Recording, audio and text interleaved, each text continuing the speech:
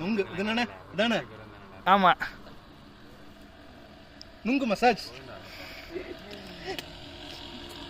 பால்கள் எடுங்க.